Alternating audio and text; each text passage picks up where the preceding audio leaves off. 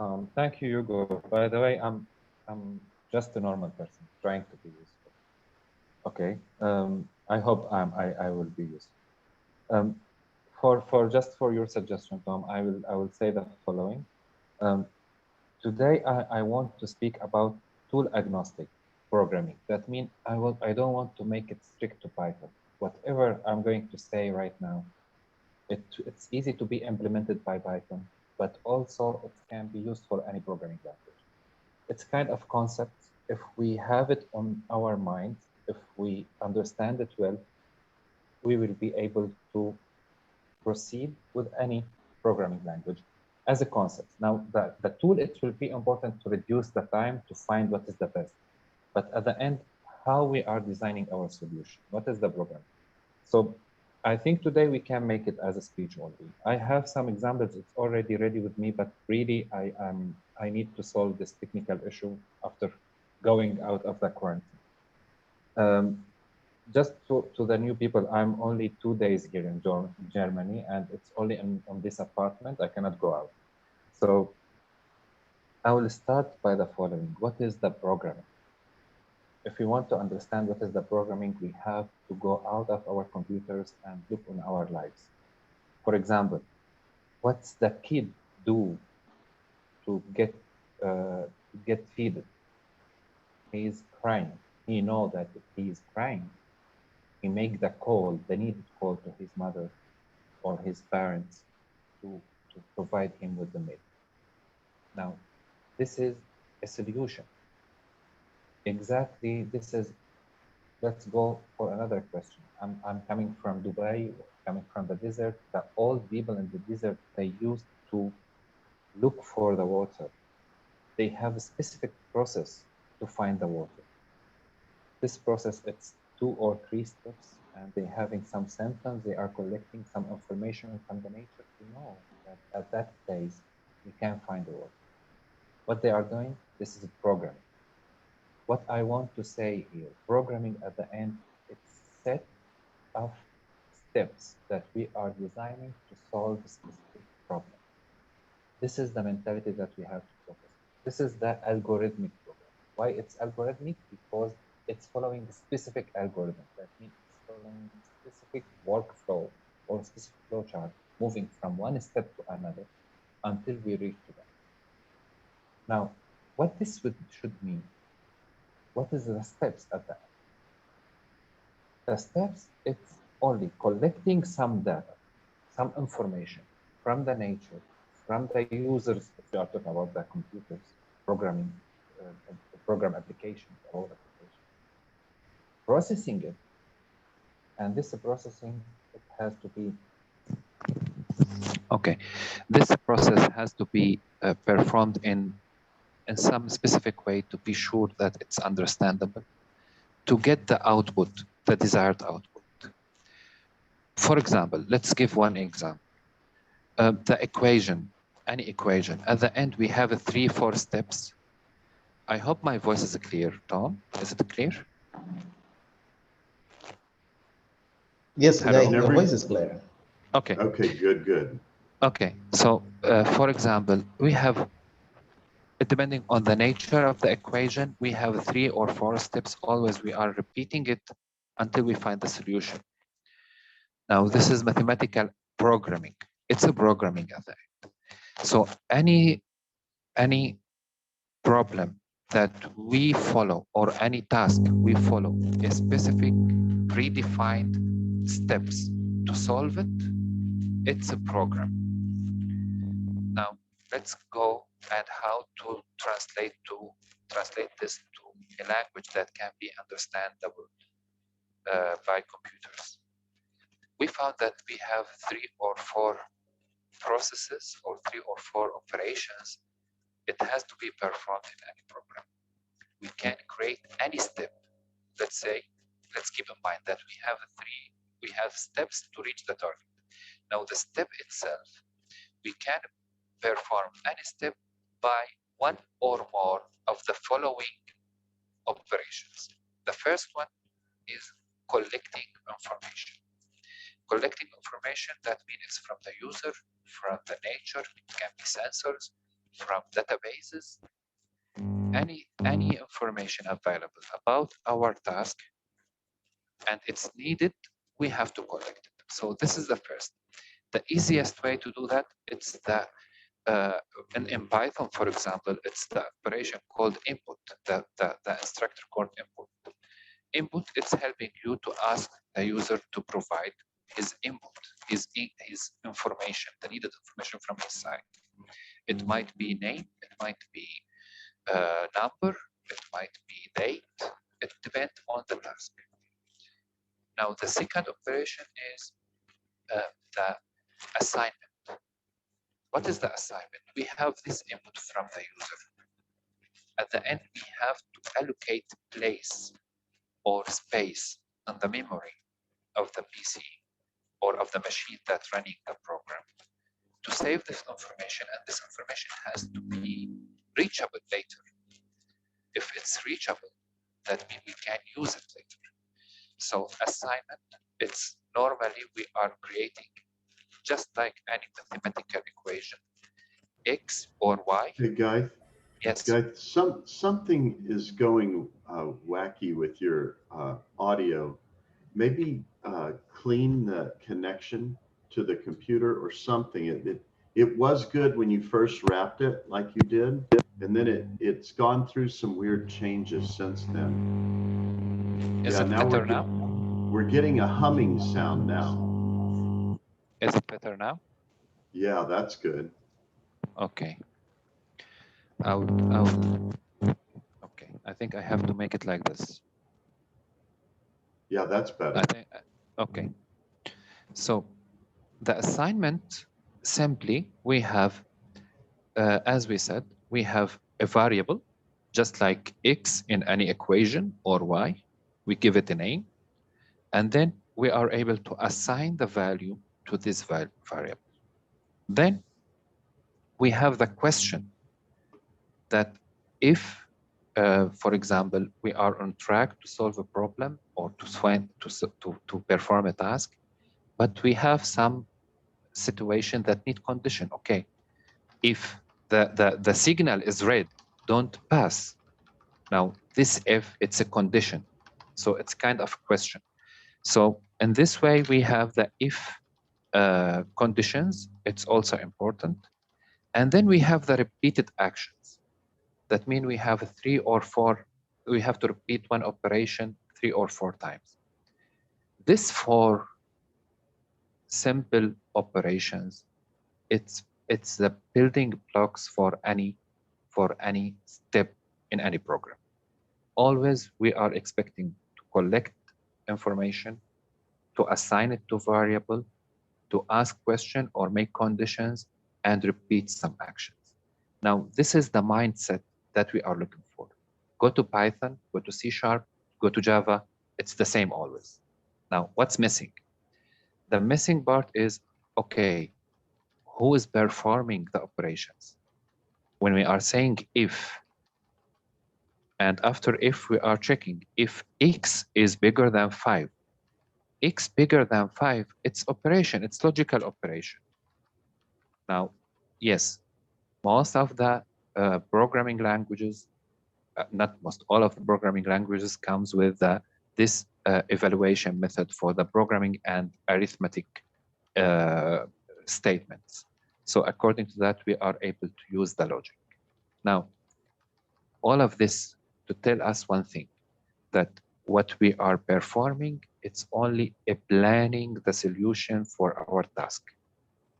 And how to plan it using these 4 operations and with a good understanding about arithmetic and logic. Now the logic, I have to highlight this word.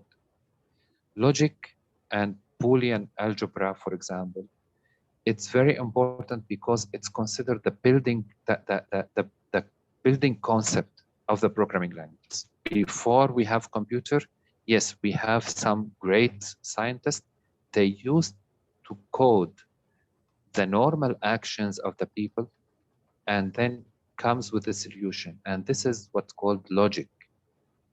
And this logic is telling us that if there is a correct beginning or correct start or correct collecting information, with the correct process, you will find the correct solution.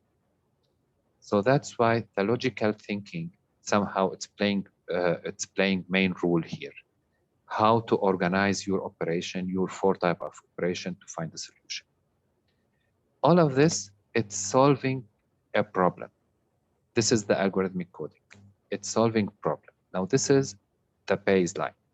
This is something we clone it as a computer engineers from the life, what's the people is doing in their daily actions, and we implement it in a way to create new solutions in a faster way, because we know that these machines are able to make mathematics and logic faster.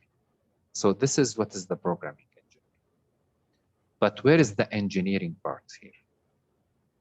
The engineering part, it's moved from writing a program with the start and end, and then the life cycle of this program is finished, to run it one time and to make it reusable.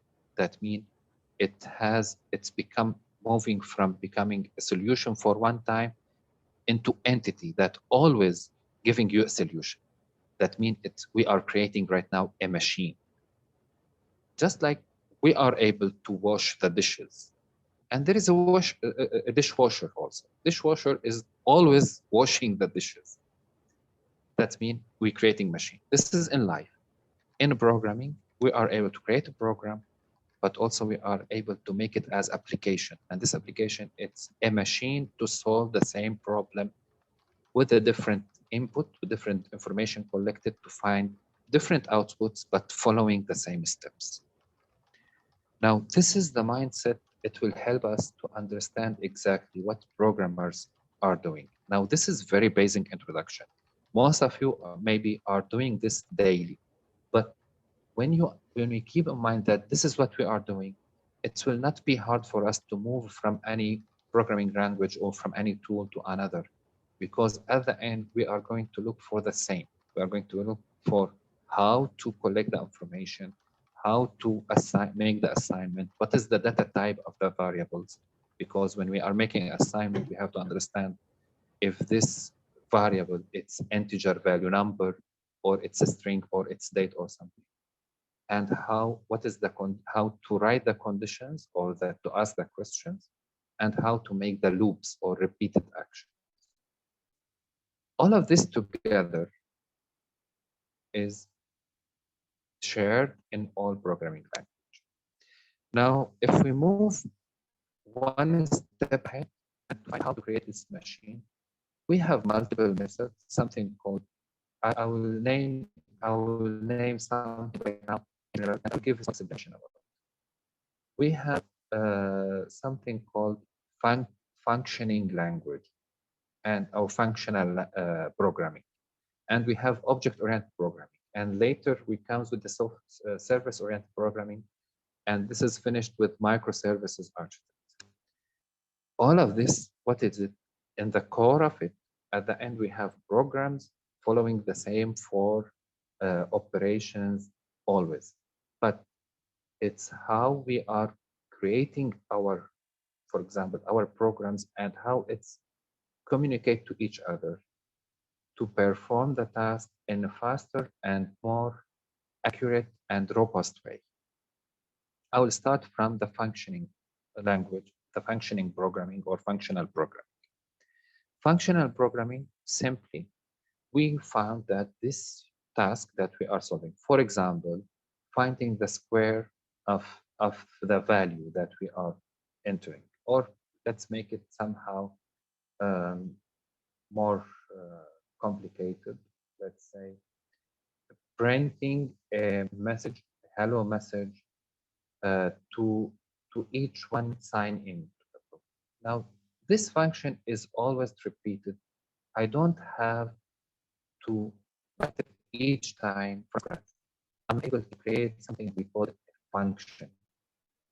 Now, function or procedure, and I will explain the difference between them. I'm able to create a function, and this function, it will do the task for me. Only I don't need to rewrite the code once again. Only I have to call this function by writing the name of the function. Now in Python, now I'll just make it more clear. In Python, we have functions and we have procedures, but the procedure at the end, it's function. The function is returning value.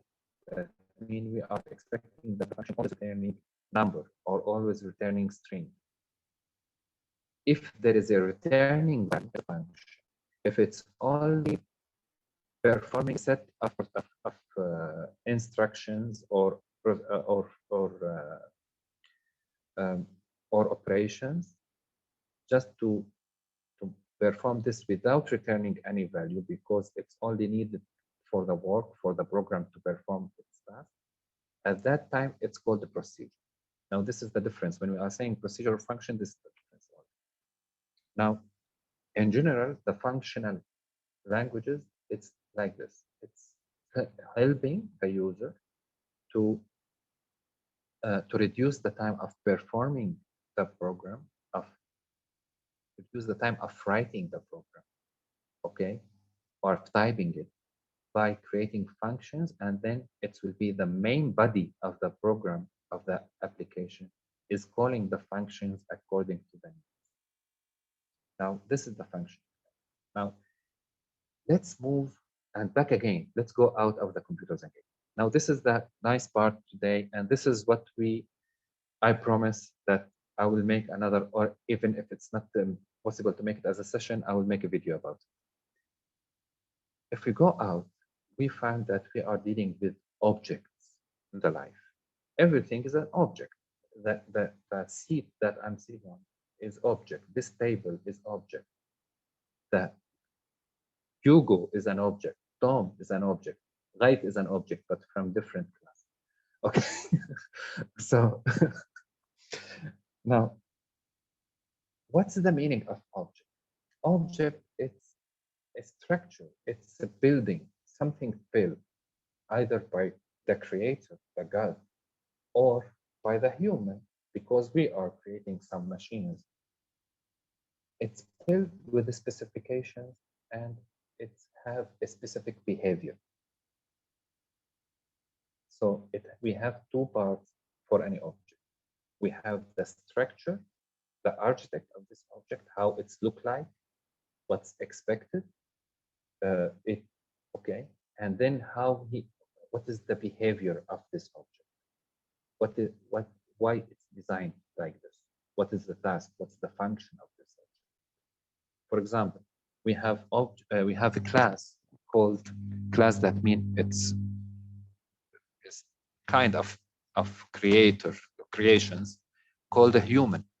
Now the human, we know that he has a face, he has hands, he has eyes, 2 eyes in general. Sometimes it might be different, but this is shared for all the human. Now, when we, let's say, get one instance of this human, one example, let's say life, we will know that this is the height of life. This is the eye color of life. This is the weight of life. So this is we go from class to object. Life is an object, belong to the human class. Now life is, for example, today he is a teacher, so he used to teach. Now this is a behavior of life. Life drink a lot of coffee. This is behavior from life. Behavior, let's say, again, it's a kind of function or procedure that always performed by life. Now this function, not only life drink, the human in general, they are life drink coffee. Let's say this is right now how we make it special. Now we go as the computer scientists, they go from this classification in the nature, and they create something called object-oriented programming. Object-oriented programming tell us that we are able to create classes and then instantiate objects from these classes according to the need of the program. The great part that the class, it will be always there, and when we are working on different programs, we are able to use the same classes or enhancing it by making something called inheritance, that we are get inherited class from one program to another, and we are adding to this class. Now it was a huge step. Why? We are able, this is give us the possibility of not only reducing the time of typing. No, we have ready-made classes that we know exactly how it's acting, and we are able to use it to perform new tasks. But we know already that we have these packages or these classes or these libraries that's ready for us. And it's only our task to enhance it and build over it to generate new classes also. And it will be somehow shared according to the licenses and all of this. Now, this is object-oriented programming. Now, with object-oriented programming, we start to create huge systems, and the maintenance of these huge systems, it's become very hard. This is why we moved to the service-oriented programming later, and still object-oriented programming, it's there, but for each service. I'm not going to explain what is the service-oriented programming, because at the end, it's we need a practical example before going there. But in general, this is what is the engineering part of the programming. We start from performing the task, and then we start from enhancing or optimizing how to perform the task using this different kind of methodologies to create the programs. Now, if we go to the data science, now all of this, by the way, whatever I said right now, whatever the tool that you are going to use, the same concept you are going to face. So if you are using .NET Framework and C#, perfect. It's pure object-oriented programming, and inside it you can create your functions. And whatever I said right now, it's there. Java, the same. Visual Basic 6, for example, which is right now 20 years old or more, 24 years old. It's functional language and still able to do great. And by the way, it was great to Visual Basic because it was very simple. Right now, whatever happened in Python right now, Visual Basic in 90s, it was forgive me, yes. guys. The audio's kind of going again. Okay, I'll try That's to good. make it better. Yeah. Okay. So sorry. So if we go to Python again, we have the same concept. By the way, Python, the great thing about Python is it's simplifying a lot of complexity in implementing object-oriented programming. This is great about Python. And this simplicity, it's make it easier to understand and easier to follow. Now, this is my introduction about today. Just I want to highlight one thing. What is the data science and why programming is important for the data science? Because programming, as we said previously, I will start from this part. Programming is reflecting what we have in the real world by creating a virtual world. Always in our program, we are creating a virtual world. Now, the same for data science. The data scientists, they are exist, and data exists from the beginning of the mankind. Okay. One example, before we have the data science term, we know that Tom was a data scientist, and Tom can give us clear example about it. What is the technique he was using in his work, and how all of this at the end it's become the techniques used right now in data science. The only thing that we are start right now to have it automated and performed by PCs, and it will be faster to perform, and we are able to generalize the usage of these techniques. So data science, it's always there. It was there from the beginning. Right now, it's, let's say, the commercial investment era of data science, because we have the great machines, we have the great tools like Python, and we have the science already there.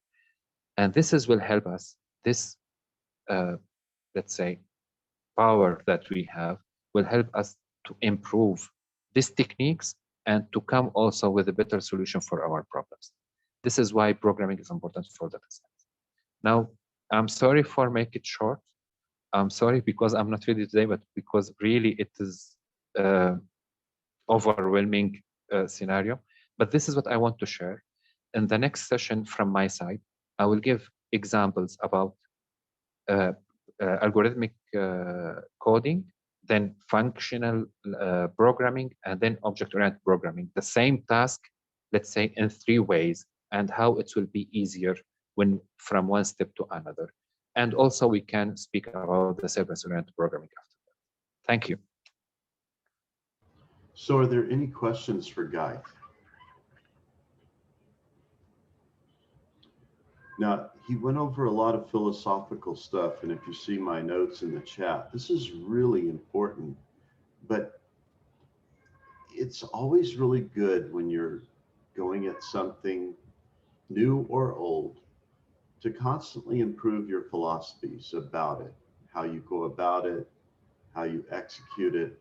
So this was a good intro, but always be thinking, how can I become a better programmer?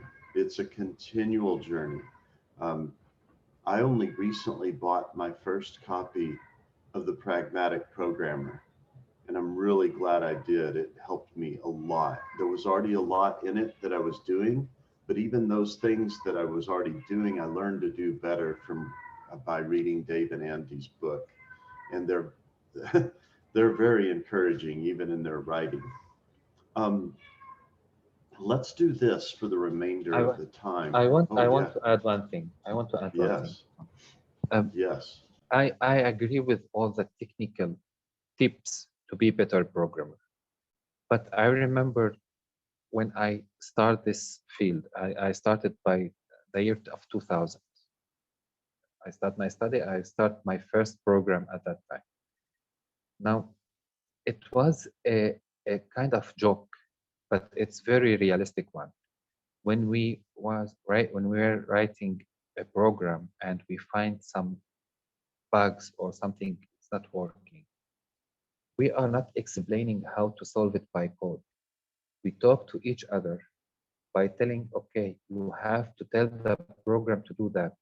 We are dealing with a program as another programmer, as another human with us, and we are telling him what to do.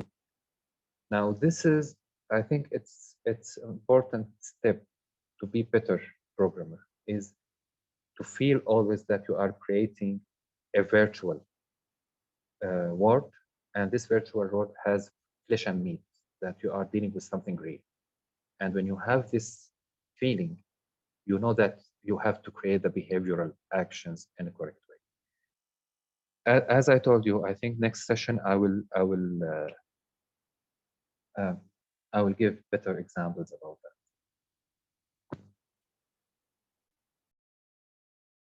that. Excellent. That'll be great.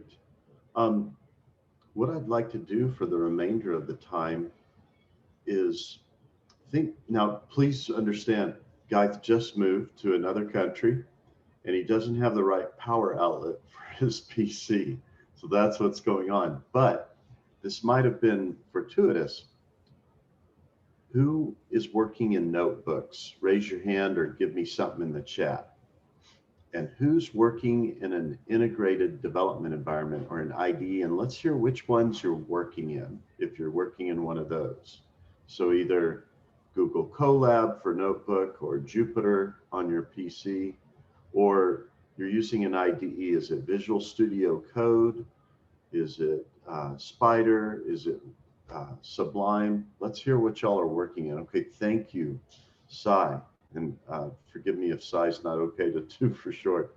Sai Haradwaj. I hope I'm saying it well. And then who else? If you don't want to come off mute, that's okay. Just share it in the chat, please, what y'all are using when you're coding.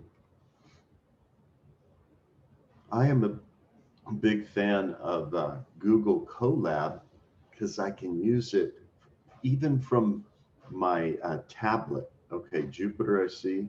Notebook in Anaconda, good. Okay, Bardia, that's all right. And I applaud use of VS Code. It's going to be well worth your time. Now, let me explain something. And Guy, if you can please jump in and add to this anytime.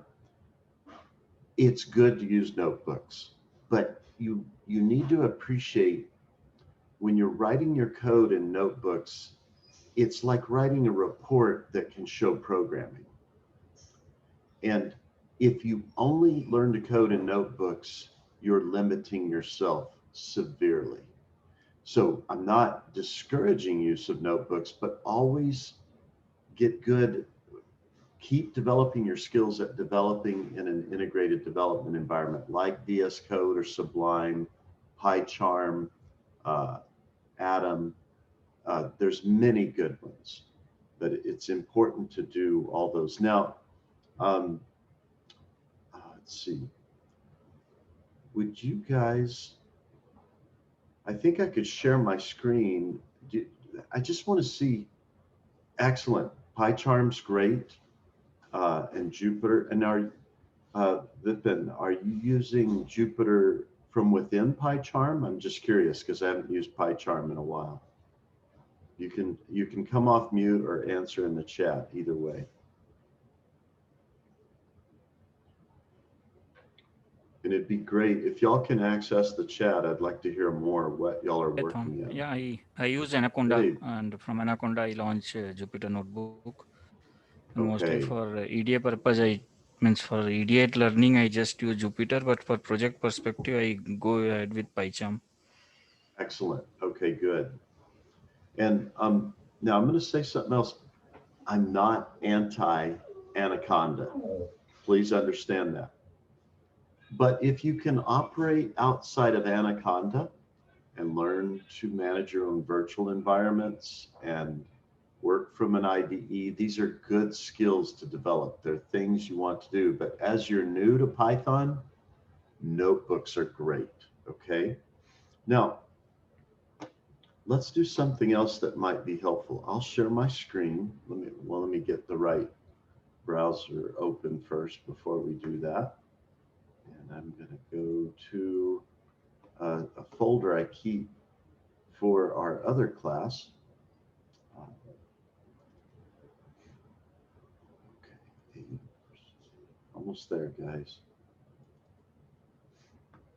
And I think this is public. Let me just double check because then I can share this with you guys.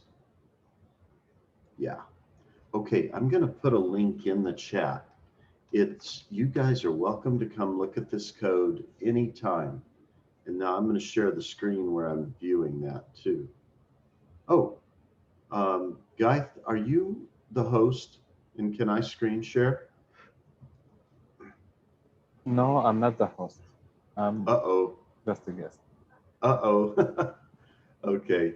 Yeah, and I don't, so Hugo was the host. He had to go to a work-related function. And it looks like I cannot share the screen. So let me see if he can get a message. I'll try this and then, because it would be good to go through this. Now, yes, Hugo, make me the host, so I make you the host right now. Excellent. Okay, very good. All right, let me share. There we go. Okay, I'm pretty sure you guys can all see that, correct? Just anyone let me know in the chat if you can see this window now. So that's the same link. Excellent. So this is where I keep our machine learning pipeline code. And we did some fake data exercises here. We're doing some Kaggle stuff here. This is, let me see what I was doing here. Oh, I just decided when I write a post on LinkedIn regarding Python, sometimes I work it out here first before I share it. Sometimes I work it out in VS Code, but let's do this. We'll make a new folder here. So by the way, you can do this too. You go, if you have a Gmail account, which I hope you all do, because that's almost necessary. And then once you are into the Google system, you can load up Google Drive from your browser. Especially if you're in Chrome.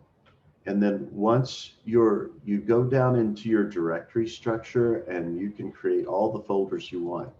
So I'm just going to create a new folder that we can share things in here. Just call it Python class. Okay. And then I am going to just go into that folder and I'm going to say new.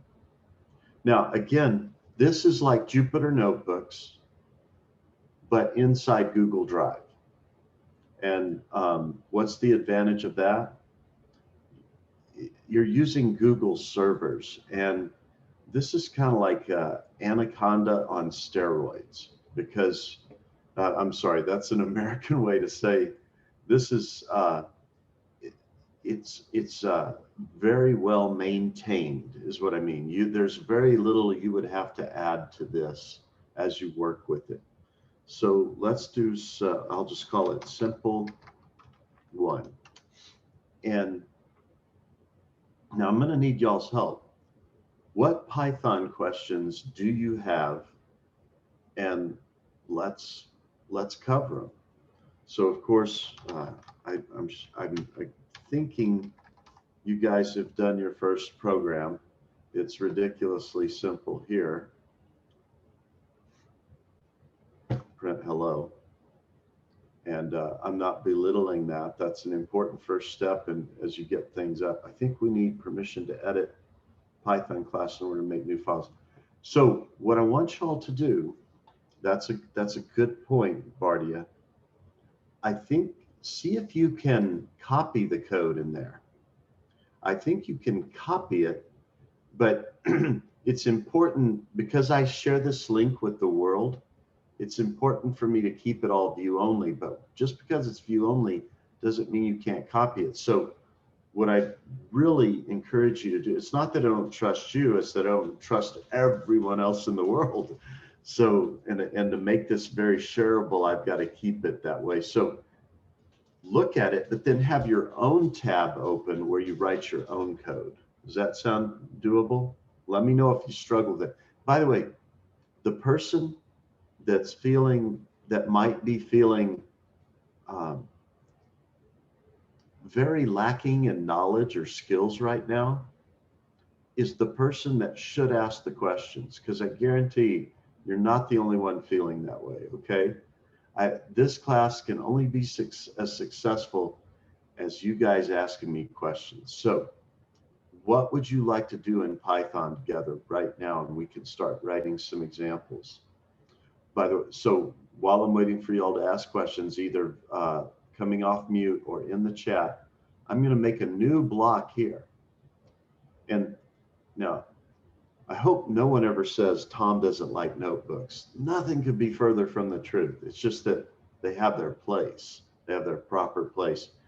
Last night, I was working hard on some code and I was thinking, oh, I should have been doing this in a notebook. And I was doing it in VS Code. So again, they have their place. But tell me what technique you guys are most eager to learn.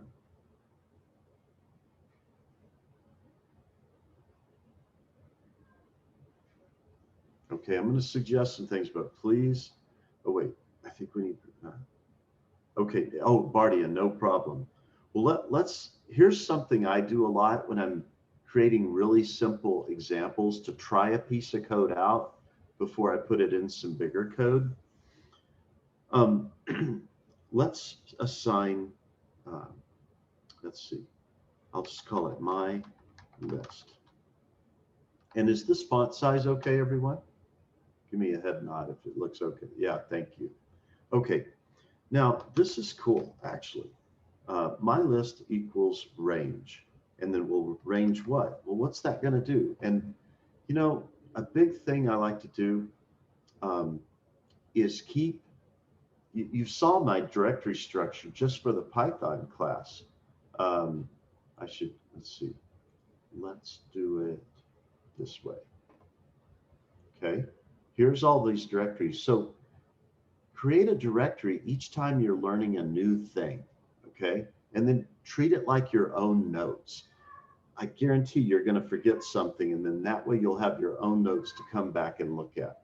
But we'll go back to this example. Now, after I create that, I'm going to try to print that and see what will happen. Oh, darn, that didn't do anything for me. Well, this is an iterator, and you might forget this, and that's okay. But sometimes I'm not in NumPy, and I'm just using pure Python, and I really want to just create a list on the fly for a simple test. All I have to do is tell it, be a list. Yeah, I said range, and you thought maybe I just needed an iterator, but no, I want you to make it a list. So we just make it a list. Well, where do you use these things? Well, let me show you a dirt simple example. For I in range 10, because we use for loops a lot, I'm just going to print I. And by the way, when you're coding, it's great to do little intermediate steps to make sure you know what you're doing. Okay, what did I do wrong here? Guy is not allowed to answer. Someone tell me how to fix this code, please. Thank you, Coder Shah. Now I've gotten sloppy because VS Code uses kite and it fills in the code for me. It's like almost unfair to code with kite. It's pretty powerful. Okay, so that's great. And that's how that would have worked. But you see, when I just needed a quick list for testing, instead of typing these guys out, I can just say list range 10 and voila. Excuse me. Now let me think what, oh, by the way, just to save space in your notebooks, just delete the output like that. Let me try to think of another thing you guys would love to do. I can suggest something. That would be great. This example, and I'm sure it's not interesting, maybe, or not excited for the people with us right now, but I think it's important to tell that what we name it algorithmic code. We can create a program or a set of instructions to find the multiplication of one number, get the input from the user, and then find the multiplication from 0 to 10. That means if it's 3, multiplication of 3. This was very nice example for my son. And then when he played this game, I removed the code and asked him to create it once again. Why? Because it has the 4 steps. It has the collecting information, assigning it, and then repeat the action and print it. So as we said, this example, it will be the same for big and small program. It's the same, just to simplify the mentality. Like this guy?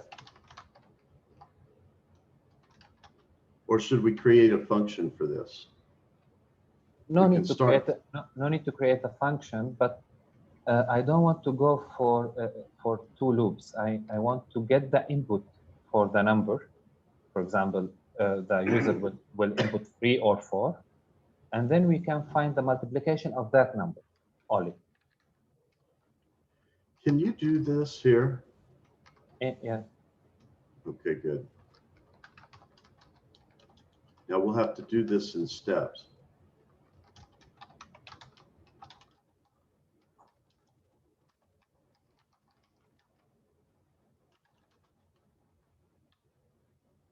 I want to show you all a little trick. This works in most IDEs or notebooks now. I needed to put this in quotes. I forgot to do it from the start. So I highlighted the whole thing and I just hit the quotes and it puts it around that. You can't do that in a text editor. It'll just blitz away your text, but that's why program editors are nice. So by the way, I've never done this in a notebook, so I'm going to see what it does for me. I think it's going to give me a tuple, and Guy probably already knows. So I will just say 10 and 2, and oh, I would have needed, let's see, I believe I can get away with this. Numbers. Oh, excellent. So what did it give us, guys? Can y'all tell me this? Well, if I don't know what it gave me, yes, I think so. So let's do this. Print. This is one thing that I get thrown off with in notebooks. You don't have to type print necessarily. So we'll type numbers, and let's check what it gave us. It did give us a string. So up here, I need to go further. I can say, okay,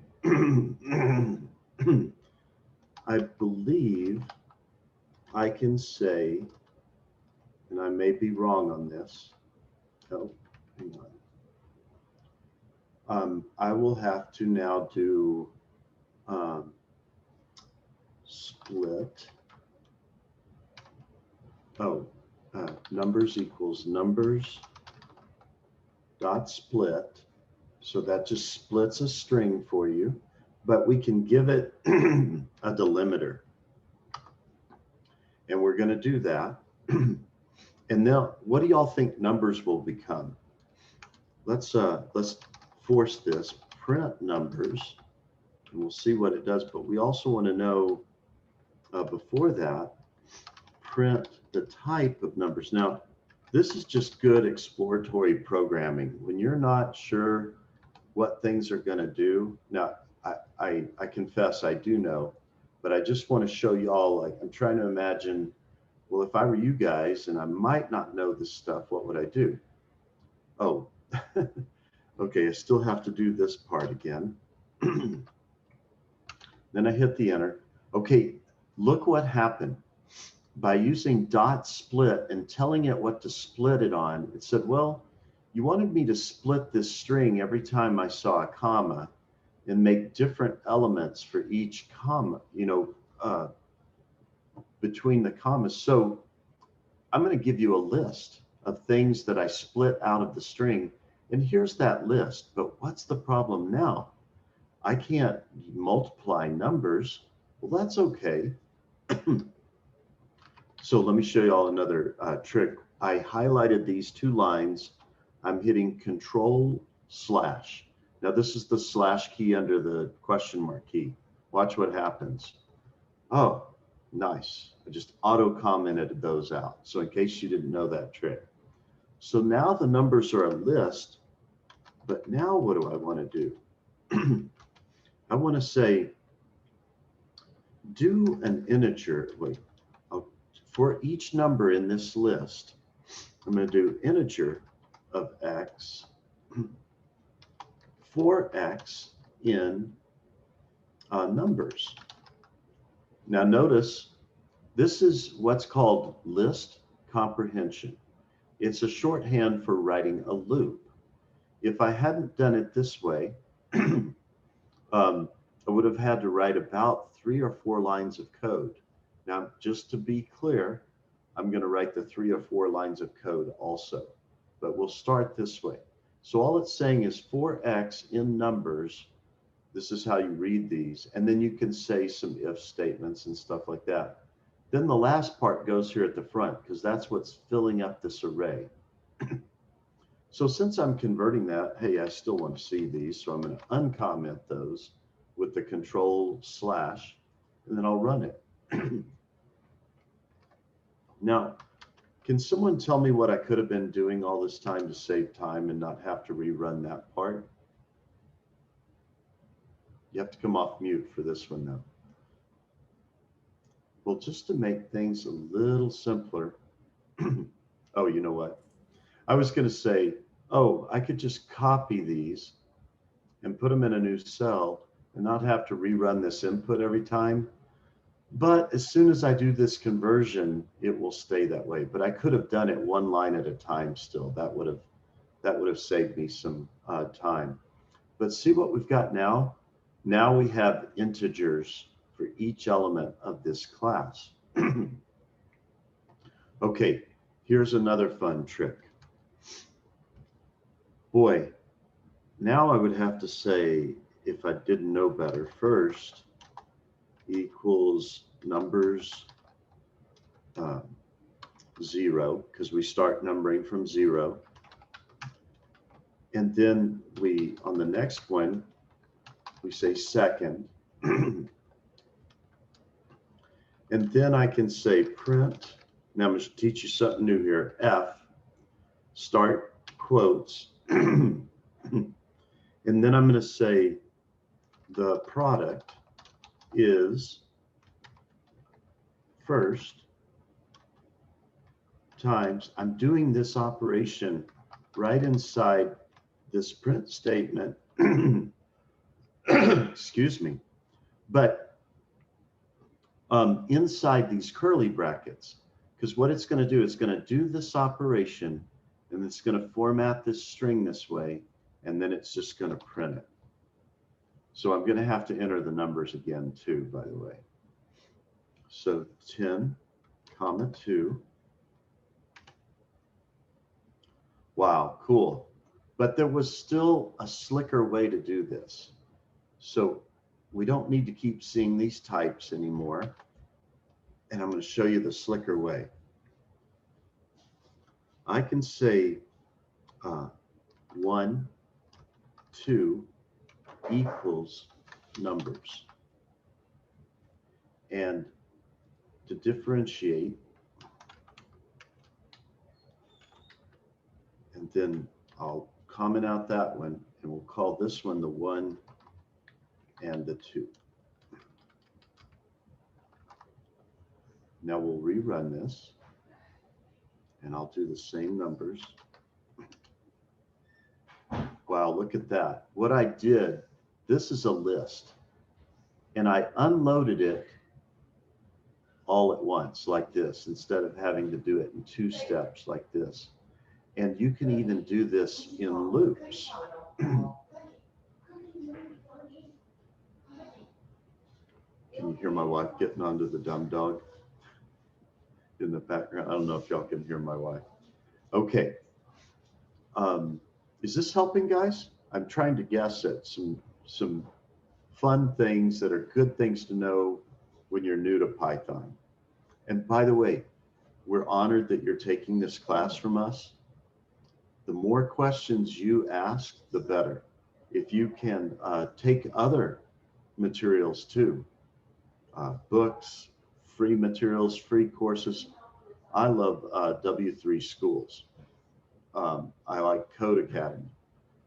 They have free versions of all of these. There's many great Python instructors on YouTube.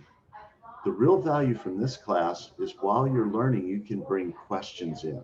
Now, Guy, me, the other instructors, we will also show you things, but just want you to know the real value is going to come from you bringing things you're struggling with and asking questions, and we'll help you out.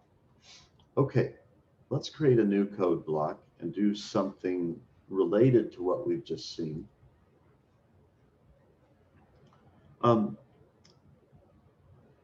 Let's do my list 1 equals list range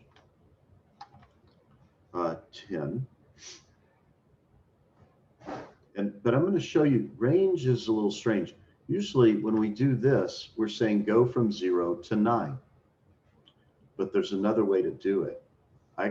You can do, if you were giving it everything, you'd say start, stop, and it's giving you the directions up here too. You can do start, stop, and step size. So when you put just 10, it is short for this. Start at 0, go to just before 10 in steps of 1. So I'll leave that way just for that. But let's create another list too. And we're going to just call this my list 2 or my L2. But here, let's do this. Now, what's that going to do? Can someone tell me? Just by logic from what I described previously. And you can do it. Oh, is it just for clarity that we don't combine lines to write something like, oh, that would have been really good, by the way, Bardia. Very, very good. That's good synthesis on what we're doing. You absolutely could have done it that way. Okay, jump of 4, 2 as a step, correct, at 2 steps. So let's verify that. But we're gonna see, loop generates a sequence from 0 to, yep, exactly. Now, but I'd like to see this elegantly in 1 step. How could I do that? Let's do this. 4, I'll just call it I, comma, J, in. Now this is, I'm gonna zip. Now think what a zipper does. It takes 2 sides and it brings them together just right. So we're gonna zip my list, no, my L. I'm wanting it, I'm being lazy. I'm waiting it for to suggest my variables, but it's like, well, I haven't seen them yet. You've only just put them in the editor. So that's why it's not supplying them yet. Sarah, don't be shy. These are friends. What's up? Okay. My car is being stolen by my kids. Okay.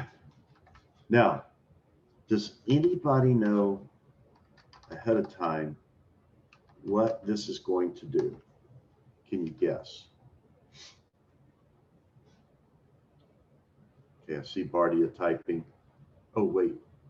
Oh, don't answer me privately. Someone answered me privately above, and it didn't get to be shared with everyone. Okay, so yeah, type or come off mute, either way. But I'd like to hear a guess of what's going to happen.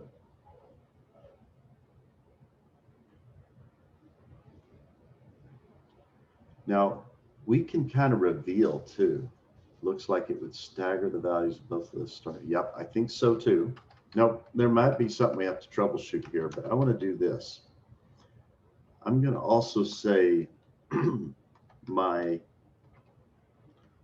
combined list. So we'll hold on to that. But I'm going to run this just the way it is. Oh, lucky. I got lucky. No errors. So, but you see, it stopped right before these final values. Just be aware that's the way Python works. But let's also, just out of curiosity, what does my combined list look like?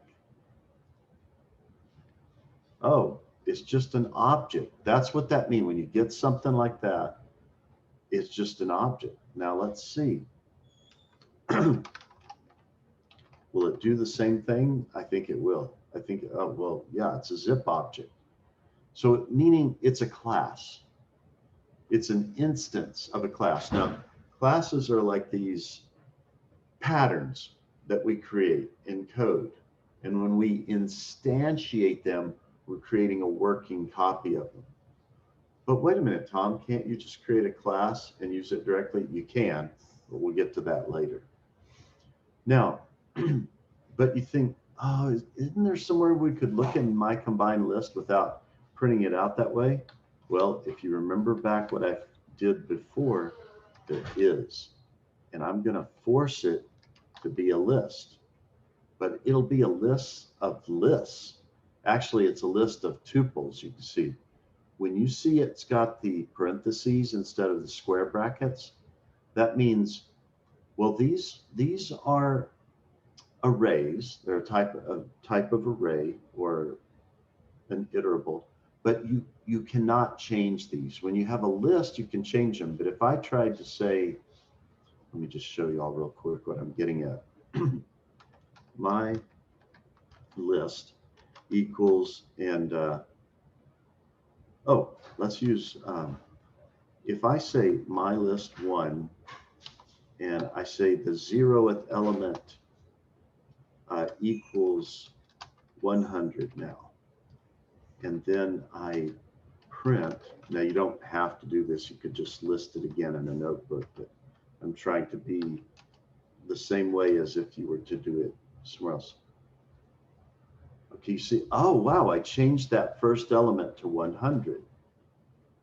But if you have a tuple, my tuple equals, and again, it starts with the round bracket, 0, 1, 2, that's long enough.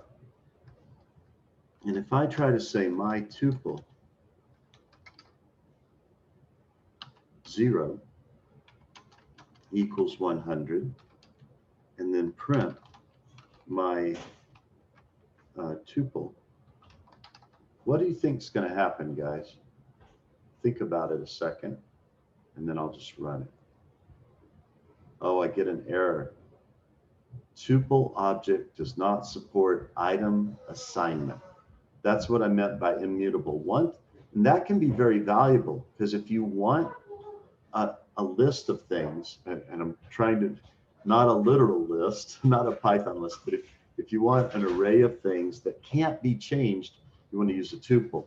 If you want to be able to change the elements, use lists. Hey, oh. Sorry. No worries. I was just checking on your dog. No, that's all right. Okay, I hope that's helping. So I'll X this out, and we can say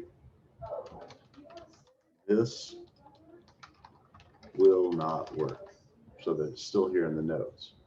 And since this can be rerun to save space, we'll just delete these outputs for now. But okay, now I know you guys may be at different levels, so I hope this is helping. It may be super easy for some of you, super new for others of you. I'm just trying to show you some things to kind of get you started.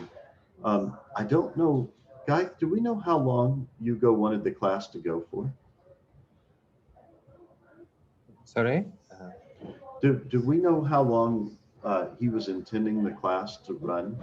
Is it up till... I think it's up to 4 in German time, which is only 15 minutes remaining. So I think we can make it for question if there is any question. Yeah, and always questions are the priority. So are there any questions at this point? I hope you become a fan of Google Colab, by the way. It's like Jupyter Notebooks, but in a browser. Well, sorry, Jupyter Notebooks can run in browsers, of course, but this is, you literally could just have a dumb computer that only connects to the internet, and you could be using Google servers to run your Python code. Oh, is it an iterable? Yes, thank you. I think that's the right term to use, but iterables are very general. Like some of them can only be used once and then they're gone, like range. That's why when I force it to a list up here and assign it to a variable, I can preserve it. But you're right, tuples, lists, and other things that you can iterate through, they're all iterables, is my understanding in the lingo.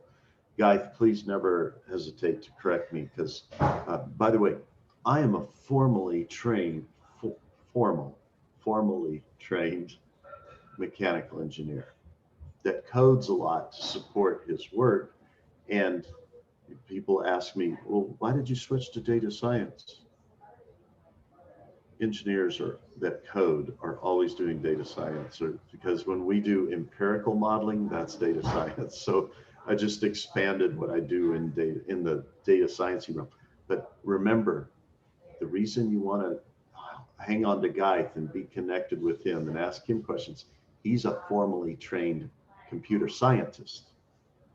and I have not learned everything he's learned. So we are more together. That's the way we like to say it. But so sometimes I talk like a farmer turned physicist when I'm talking coding. I understand it pretty well, but not been formally trained in it as well as Guy. Now, are there any questions at this point? Let's see if I can get this. Yeah, we'll leave out that. There we go. That shows everything we've done so far. Let's see. I think just to save some space for visibility, I don't like getting rid of white space because it's so valuable, but I'll just do it here. And then we can, just to save some more space, we can put these on one line to remember they were examples. And then we can do this one too, like that. That allows us to see the whole notebook. Again, not good management of space here, but just so we can see more at once. Okay, any question? Oh, here we go. Why does it matter if a tuple can't be changed compared to a list? Is it just to protect against us? Yes. When you know you don't want the values in an iterable to be changed, use a tuple. When you want the values of the list or the iterable to be changeable, use a list or a dictionary or something like that. There's another thing we haven't talked about, which is a set. And we can get into that another time. But with the 11 minutes remaining, I really want to see if there's any other questions.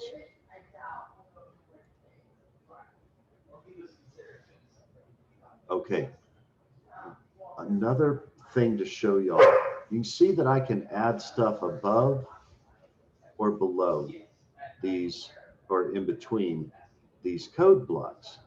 What about this text part?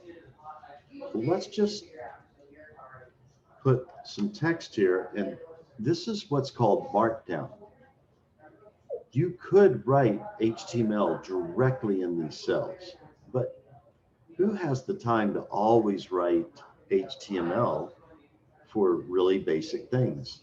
If I put one hash symbol and say simple beginning Python concepts. Now I come over here, you see, oh, wow, it created a title block. Well, can I do more here? Absolutely.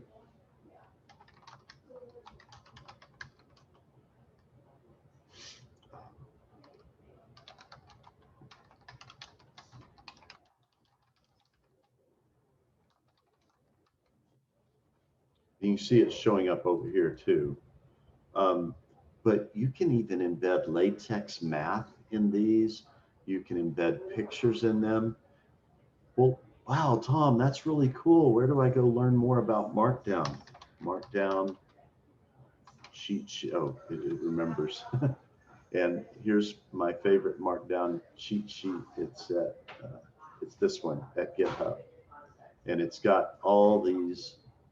It starts explaining how you can make these beautiful Markdown sheets, and it just gives you all these nice quick examples of what you can do. So that's why I say you want notebooks when you're doing more of a report or code development, because you can put some very rich notes in between these. And if you guys own Dennis Rothman's books, I encourage you to own all of them. And you see the way he writes notebooks for his books. Really love the way Dennis does that. He's really a master at doing a good job at that. He might say he's not a master, but I like the way he does it.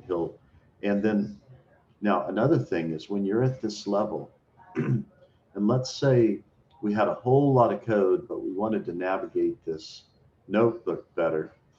And then here we kind of shifted gears a little bit. We started talking about list versus tuples. And So we've got this block. Well, now what's great about this is I can navigate inside this notebook very quickly in case it becomes really long. And then I can even put subtitles too. Okay, we got some questions. That's super cool. I didn't know Drive even had that. Yeah, it really is, Bardia. And what I love is, think of it this way. I'm super cheap. So I bought an Amazon HD Fire Kindle, the color one, and I turned it into an Android tablet. So basically I waited for it to go on special, which they often do. I got a color 10-inch Fire for $100 US. Then I figured out how to turn it into an Android tablet. Then I figured out how to hook up a USB wireless keyboard and mouse to it. And sometimes I just go to a coffee shop and I get on Google Drive through my Android tablet, and I'm working on Google servers at the coffee shop without having to have a powerful computer that I lugged along to the coffee shop. And then, well, why do I care about that? Because that tablet has 10 plus hours of battery life, and I'm not losing any power because I can even check out GPUs and TPUs, and I'm using them right through my tablet. Isn't that cool? That's super cool. Okay, LinkedIn post. Excellent. And oh yeah, Turth wrote, yes. Here's what we find more about Mark. Very good. Yeah, Turth, he writes good posts from what I remember. Okay. But some, let's see, I wonder, I think I could do this real quick just to give you an example of how crazy this can get. So special sneak preview. This is one of the growing notebooks that's going in mine and Guy's book. And you can see how rich these get. This, oh wow, this is a huge, long, and I've even got these sub headings for where I can go in this notebook. So this way I can scroll through this notebook very fast and show some, cool things at different places. So you can get really rich with these things. But what I'm not doing a great job of showing, oh, here's some links that people can click on and go to right away. But you can embed pictures and videos and all sorts of things in these as well. So let me take that back. Hack will get mad at me for showing that to you too. Just joking. Let's see if we were here. Okay, we've got 5 minutes left. Any questions before we go? I hope this was valuable. You guys pray for Hugo. He meant to be here. He's the moderator of this. Because I'm his dad and he got called into work today, that's why I'm moderating today. And then Gaith was going to teach, but he's having his notebook problems. So that's why this was all done spur of the moment. But we'll do, we can do more sessions to make up for this too. Yeah, thank you for adding that link, Coder Shaw. Now, another thing that would be good, as you guys create your own notebooks like this, share the links with each other in the class. Oh wait, Coder Shaw, you are Turth. That was your post. Excellent. Yes, I just figured that out because I recognized you from your photo, Turth. Cool. You're fooling us over there. You're incognito. You probably don't even need this course. Okay, guys, I hope this was valuable because Gaith and I did this on the fly this morning, but don't be afraid to send us questions in the Slack to me or Gaith. And I hope this gets you off to a good start. With that, I think we better sign off. Any final questions before we sign off? All right, guys. See you in, we've got Tech Time Chat. I need to quickly ask about the attendance. So in case sometimes some people don't get time to join sometimes. and they will get the recording. Would that have any impact in maybe they will, I don't know, maybe we'll be getting a certificate after this, which is not very important to me, but the skill is. So I just need to ask something about what's the policy for absence? Oh, I believe that Hugo is going to make sure there's recordings for these. And so if you work that out with Hugo, then you can let him know that you watched the recording. And because I think he's trying to get some kind of certification for people that meet the attendance requirements. So please ask Hugo that. And I think the best way to reach him is in our Slack work group with a direct message in there or on LinkedIn. Okay, let me read the comments real quick. Okay, great. Thank Aziz. I'm glad it was valuable. And thanks for that question. Yeah, excellent, Hugo. Thank you. Are you Hugo 2 or 3? I lose track. And you guys remember to thank God. Yes, there's Guy being mentioned. Thanks everyone for that. Okay, good. Hugo 2. That's what I thought. I just want to make sure.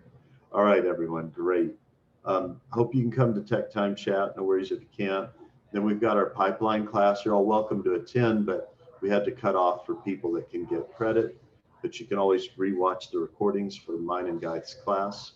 Guy, am I lecturing today? I'm assuming I have to. Is this accurate? I suggest something to Slack. You can read it and then we can decide. Perfect, perfect. Okay, and then our big thing, which most people come to, Saturday integrated mentoring. So if you guys can come, we'll see you there. Cheers, blessings. Take care. Goodbye, everyone. Yeah, you can end it, Guy.